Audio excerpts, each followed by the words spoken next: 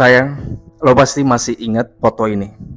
Aishwarya Rai, gaun merah di Cannes, matanya kayak bintang yang baru lahir, dunia berhenti napas. Kita perempuan, maksudnya lo aja, yang tumbuh besar nonton Devdas, Hamdil De Chukesana Mahabaten, kita ngerasa dia milik kita juga.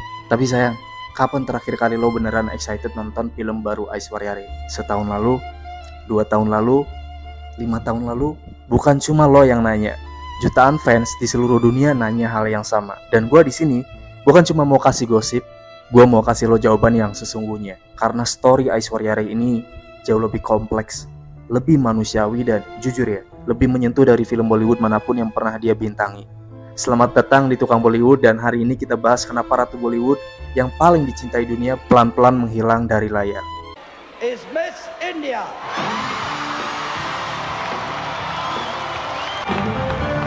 Oke, sebelum kita masuk ke kenapa, kita perlu sepakat dulu. Seberapa besar sebenarnya Aishwarya Rai itu? Tahun 94 dia menang Miss World, bukan Miss India dulu, langsung Miss World. Saingannya dari 80 negara, dan dari panggung itu dia nggak balik ke kampung. Dia masuk Hollywood. Film pertamanya Irupar tahun 1997, baru percobaan. Tapi begitu Hamdil De Chukesanem keluar tahun 99, boom, India jatuh cinta. Dunia mulai melirik. Terus datanglah Devdas tahun 2002.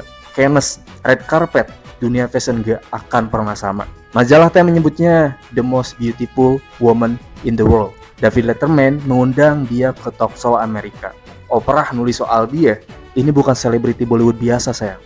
Ini fenomena global. Di puncaknya, Aishwarya Rai adalah wajah Bollywood yang dikenal dunia luar. Kalau orang boleh nanya siapa aktris India paling terkenal, jawabannya pasti Aishwarya Rai, bukan yang lain.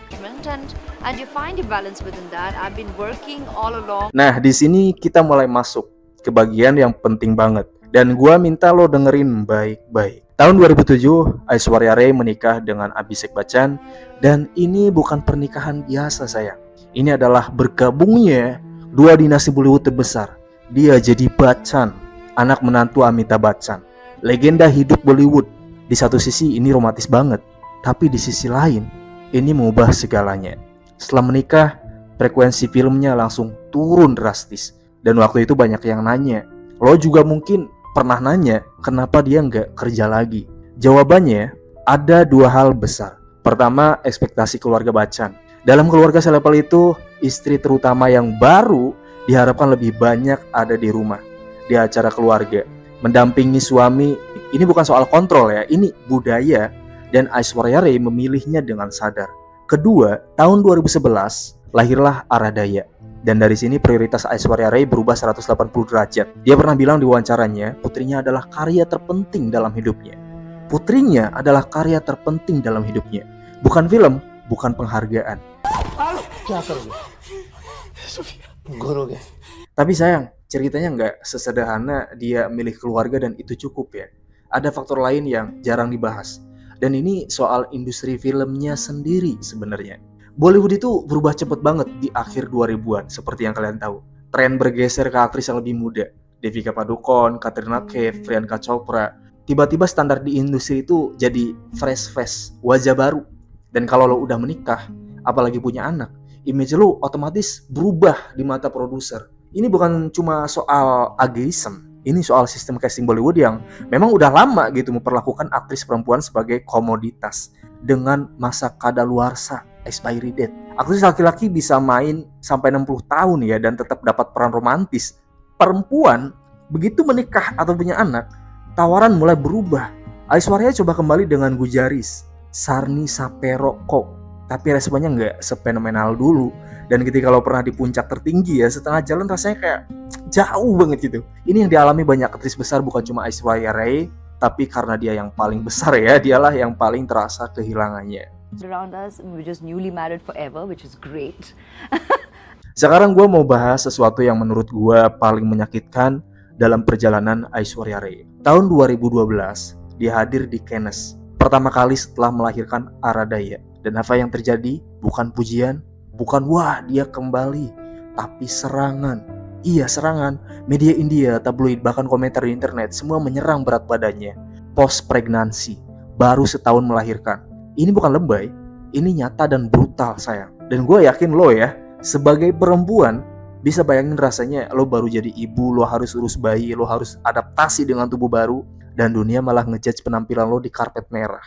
Aishwarya Rai nggak mundur saat itu, dia hadir, dia berjalan anggun, tapi jelas ya bagaimana itu pengalaman itu meninggalkan bekas banget. Suaminya Abhishek Bachchan dengan tegas membela di media sosial, ayahnya mertuanya Amitabh Bachchan juga angkat bicara. Tapi kerusakan sudah terjadi, dan menurut analisis banyak pengamat industri, insiden itu jadi salah satu turning point kenapa Aishwarya Rai semakin selektif dan hati-hati dengan public appearance-nya. You think? I don't know. Tapi Aishwarya Rai bukan tipe yang menyerah sayang.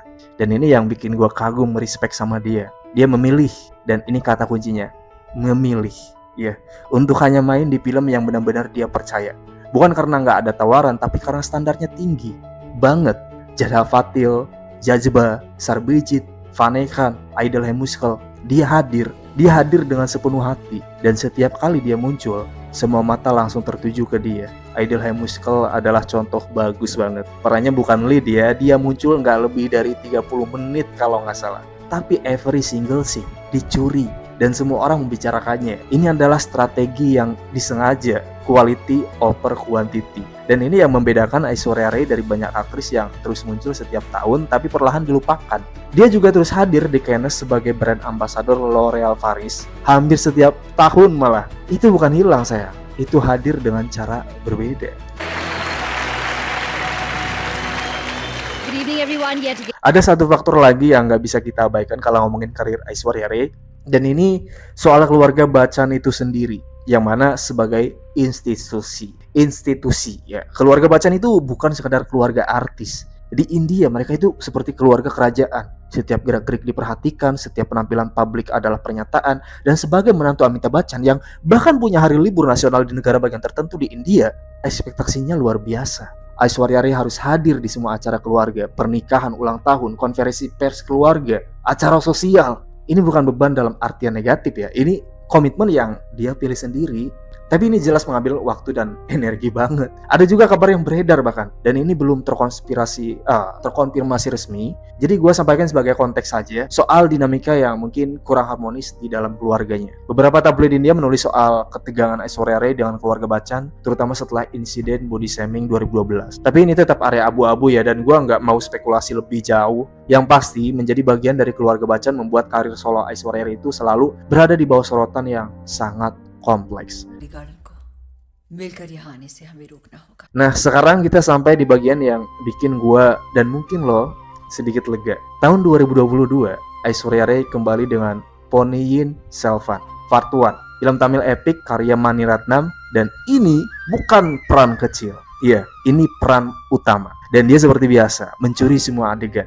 Film ini sukses besar. Salah satu film Tamil terlaris sepanjang masa. Dan Aishwarya Rai ada di pusatnya. Di usia 48-49 tahunan, dia tampil lebih kuat, lebih dalam, lebih berwibawa dari sebelumnya. Ini bukan comeback saya, karena dia nggak pernah benar-benar pergi. Tapi ini adalah sinyal bahwa Aishwarya Rai sedang memilih babak baru hidupnya. Babak yang dia kontrol sendiri, di mana peran yang dia ambil adalah peran yang bermakna, dan kita sebagai fans harus bisa menerima bahwa artis favorit kita juga manusia. Mereka punya keluarga, mereka punya pilihan, punya luka, punya batasan. Aishwarya Rai nggak hilang, dia hanya memilih bagaimana dia ingin hadir.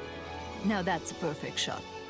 Jadi setelah semua yang kita bahas hari ini, apa kesimpulannya? Aishwarya Rai Bachchan semakin jarang terlihat di layar bukan karena satu alasan.